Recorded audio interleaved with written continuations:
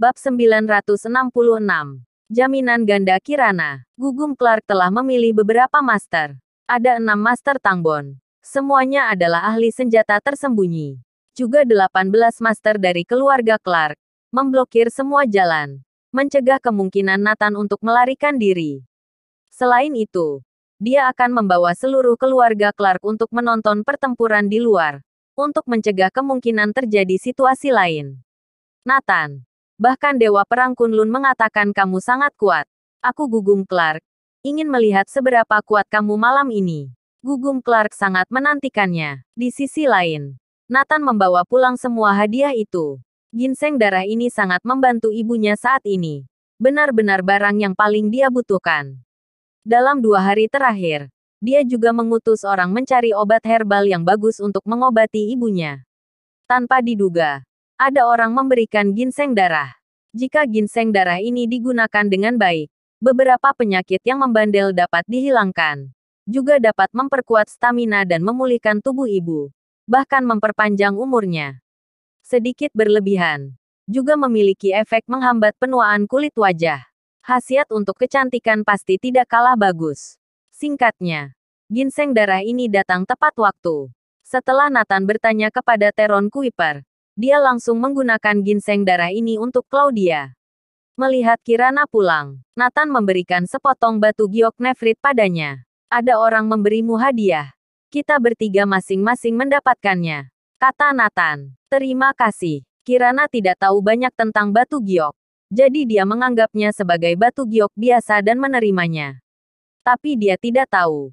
Potongan batu giok nefrit ini merupakan kelas tertinggi. Harga selangit dan tak terbayangkan.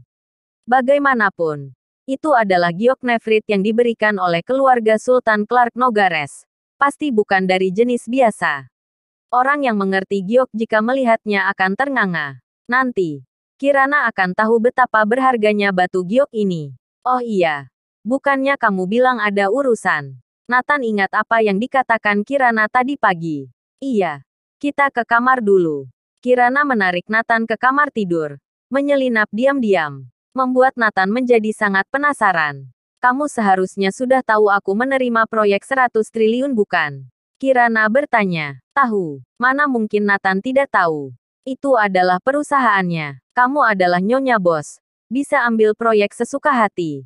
Tunggu proyek benar-benar diluncurkan. Nilai asetku akan meningkat beberapa kali lipat. Pada saat itu, keluarga Andersen dan Pramana tidak dapat lagi mengendalikanku. Dan aku bisa dengan bebas memutuskan urusanku sendiri. Seperti, menikah denganmu. Kata Kirana. Nathan akhirnya mengerti mengapa dia mengambil inisiatif untuk meminta proyek tersebut. Kirana memandang Nathan dengan sungguh-sungguh. Tapi untuk berjaga-jaga, aku memutuskan untuk menggunakan jaminan ganda. Agar orang tuaku dan nenek tidak ada kesempatan menghalanginya. Dan hanya bisa melihat kita berdua menikah. Tidak perlu. Nanti aku akan mengurus semuanya. Nathan berniat mengungkapkan identitasnya di resepsi pernikahan. Selama dia mengungkapkan identitasnya, keluarga Andersen dan Pramana tidak akan pernah menghalangi lagi. Kirana menatapnya dan berkata, "Tidak, kamu. Aku tidak bisa mengandalkan kamu." Nathan, dia tampak tak berdaya. Dia mengerti bahwa Kirana masih berpikir bahwa dia mengandalkan keluarga Wilson untuk makan. Menganggap dirinya tidak berguna, bahkan tidak bisa menyelesaikan masalah ini. Aku memutuskan untuk menggunakan cara ini. Dengan begitu lebih terjamin. Mereka pasti tidak ada bisa menolak. Kirana tersenyum misterius. Tetapi kemudian menundukkan kepalanya dengan wajah tersipu. Cara apa? Begitu berguna. Nathan penuh dengan rasa penasaran. Kita. Kirana tergagap. Tidak bisa mengatakannya karena malu. Bab 967. Punya anak. Nathan membelai kepalanya. Dengan ekspresi bingung di wajahnya. Apa itu? Meskipun Nathan adalah dewa perang yang tak terkalahkan. Tapi dalam hal perasaan, dia seperti kertas putih polos. Sama sekali tidak mengerti apa yang dipikirkan Kirana. Kirana memelototinya dengan sengit. Kamu benar-benar kepala batu. Maksudku punya anak. Dot aku mengerti. Nathan langsung bereaksi. Kirana menginginkan seorang anak. Cara ini memang bagus. hamil dan punya anak. Mereka mau tidak mau harus mengakuinya. Jika aku hamil, baik keluarga Andersen maupun Pramana tidak dapat melakukan apapun padaku. Terlebih lagi, nilai asetku sudah bukan jangkauan mereka. Aku akan memutuskan pernikahanku sendiri. Tidak ada seorang pun yang bisa menghentikannya. Kirana berkata dengan menggebu-gebu. Nathan berkata, itu kurang baik. Kenapa tidak baik? Mungkin pemikiranku lebih kolot. Selalu ingin memberikan yang terbaik untukmu. Juga memberi penghormatan terbesar kepadamu. Punya anak. Menurutku hal ini bisa menunggu setelah kita menikah. Sekarang status kita masih bercerai. Kirana, jika kamu hamil saat ini, itu akan berdampak buruk bagimu. Aku tidak ingin kamu menderita dari kritikan. Selama beberapa tahun ini kamu sudah cukup menderita. Jadi untuk urusan memiliki anak, kita tunggu sampai setelah menikah saja. Nathan berkata dengan sangat serius. Mendengar Nathan mengatakan ini, Kirana juga sangat tersentuh. Nathan, aku tidak salah melihatmu. Dengan begitu semua yang aku lakukan untukmu sepadan. Dengarkan aku. Kita tetap harus mempunyai anak. Dengan begitu baru bisa lepas dari mereka. Mata Kirana mulai berkaca-kaca. Nathan sangat peduli padanya. Tidak masalah jika dia menderita. Baik. Aku akan mendengarkanmu. Nathan menggosok tangannya dan tersenyum. Bisa mempunyai anak bersama Kirana. Selalu menjadi impiannya. Tapi selama 6 tahun dia berhutang terlalu banyak. Dia tidak berani memulai lebih dulu. Tapi malam ini tidak bisa. Aku masih ada urusan. Nathan berkata tiba-tiba. Sebentar lagi. Gugum Clark akan membawa orang untuk membunuhnya. Dia sedang tidak ada suasana hati untuk ini. Siapa yang mengatakan malam ini? Kirana memutar matanya. Nathan merasa panas di sekujur tubuh. Dia segera pergi keluar villa untuk menenangkan diri. Dia melambaikan tangannya. Lalu seseorang muncul dalam kegelapan. Dewa Perang. Silakan beri instruksi. Pergi. Suruh mundur semua penjagaan di sekitar kompleks. Biarkan orang masuk. Dewa Perang. Mengerti. Dengan cepat. Kompleks yang dijaga ketat seketika tidak ada pertahanan sama sekali. Semua personel disingkirkan. Jika tidak, Nathan khawatir orang-orang Gugum Clark tidak akan bisa masuk. Malam tiba. Nathan sedang minum teh di luar villa untuk menikmati kesejukan. Pada saat ini, Gugum Clark membawa semua orang sampai di luar area villa. Ayo mulai. Pastikan untuk membunuh Claudia dan anaknya. Gugum Clark memberi perintah. 6 master klan Tangbon dan 18 master keluarga Clark memasuki area villa dalam sekejap. Dengan cepat menghilang tanpa jejak. Gugum Clark mengutus puluhan master di sekitar kompleks villa untuk berjaga-jaga. Agar Claudia dan anaknya tidak bisa melarikan diri untuk hidup. Mereka sudah menemukan kediaman Nathan. 18 master dari keluarga Clark ada di 4 penjuru. Memblokir jalan keluar dari villa untuk mencegah Nathan melarikan diri. 6 master dari klan Tangbon pergi untuk membunuh Claudia dan anaknya. Di depan villa, Nathan sedang melihat-lihat pakaian yang dikenakannya. 6 master klan Tangbon berjarak kurang dari 50 meter darinya. Itu Nathan Clark. Bunuh dia. Setelah mengonfirmasi identitas Nathan, master klan Tangbon tiba-tiba mengeluarkan gerakan. Bab 968. Baju pelindung yang mengerikan. Siu.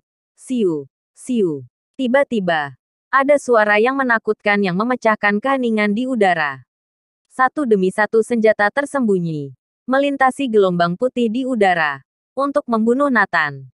6 master senjata tersembunyi Tangbon selalu membunuh dalam satu gerakan. Karena itu, 6 orang itu dalam sekejap mengeluarkan ratusan senjata tersembunyi. Nathan pasti akan tertusuk hingga berlubang-lubang menjadi tampah. Di bawah ratusan lubang pasti akan mati. Klontang, klontang, klontang, titik. Tapi di luar dugaan mereka, ketika senjata tersembunyi mengenai Nathan, semburan percikan api muncul, mengeluarkan suara benturan logam. Apa yang terjadi? Apa dia memakai baju pelindung? Serang lagi. 6 master senjata tersembunyi Tangbon bereaksi terlalu cepat. Hampir tanpa jeda langsung meluncurkan serangan kedua. Klontang. Tetapi ketika senjata tersembunyi itu mengenai Nathan, tetap sama dan tidak dapat menembusnya. Hah, celaka. Dia memakai baju pelindung emas klan Tangbon. Ada orang melihat jelas baju baja emas yang dipakai Nathan. berkata dengan heran. Tidak mungkin. Dari mana dia mendapatkan baju pelindung emas Tangbon? Memang sedikit mirip. Kita gagal. Mundur. Setelah pertempuran singkat, 6 master pergi dengan cepat. Nathan tertawa memandang orang yang pergi. Harus diakui, baju pelindung emas ini sangat berguna. Bahkan jika target mereka adalah Black Tortoise, dia mungkin tidak dapat menghentikan serangan senjata tersembunyi itu. Setidaknya akan terluka. Semua orang mengetahui Black Tortoise kebal senjata. Tidak dapat ditembus peluru. Baju pelindung emas ini sangat berguna. Lebih bagus dari baju anti peluru. 18 master yang menjaga bagian luar villa tiba-tiba melihat 6 master klan Tangbon besar melarikan diri. Seketika terkejut. Kalian tetap terus berjaga. Di luar area villa, Gugum Clark tampak santai. Harusnya sudah dibunuh. Aku sangat yakin dengan 6 orang ini. Pada saat ini, 6 master klan Tangbon mundur dengan cepat. Ada masalah. Melihat penampilan mereka, Gugum Clark tahu bahwa sesuatu pasti telah terjadi. Tuan Clark, masalah buruk. Nathan mengenakan pakaian pelindung sejenis baju pelindung emas Tangbon kami. Senjata tersembunyi kami tidak dapat melukainya sama sekali. Ada orang berkata, menurutku, itu memang baju pelindung emas Tangbon. Apa? Mengapa hal ini bisa terjadi? Hal pertama yang muncul di benak Gugum Clark dan anak cucunya adalah Dewa Perang Kunlun.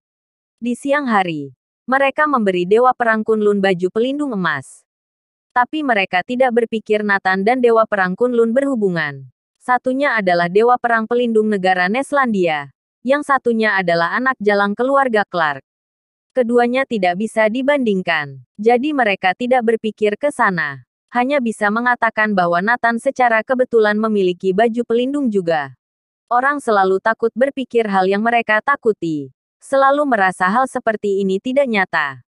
Ini menunjukkan bahwa Nathan sedikit kuat. Pantas saja bahkan Dewa Perang Kunlun memujinya. Di badannya pasti ada baju baja lunak yang dapat menahan serangan. Ayo pergi. Kita pergi lihat sendiri. Jika pembunuh tersembunyi gagal, kita langsung bunuh dari depan.